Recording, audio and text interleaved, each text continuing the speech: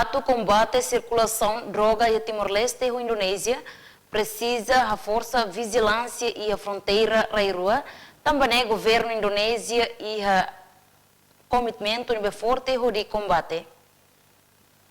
Declaração ne hatu husi embaixador Indonésia ba Timor-Leste, Octodorinus Manik, ba jornalista Sira Hafoin realiza cerimônia isar bandeira baloron proklamação independência República Indonésia nian badala hitu nulu resen hitu iha embaixada Indonésia di Li Kuartane. Kita sama-sama memperkuat di border, ya, karena kan narkotik itu pasti dari border.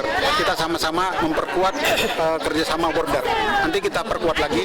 Kalau itu intensitasnya udah kelihatan ada tanda-tanda beberapa case meningkat, tapi kita perkuat lagi. Jadi pastinya di bordernya kita perkuat, karena tidak mungkin tiba-tiba masuk barang ke sini, tapi pasti melalui border. Bordernya kita perkuat. Kami sedang senantiasa memperkuat lagi kerjasama pembicaraan dengan Indonesia Timor-Leste di border. Tapi kita nggak ada masalah karena kita bisa secara informal, formal, kita bisa komunikasinya gampang.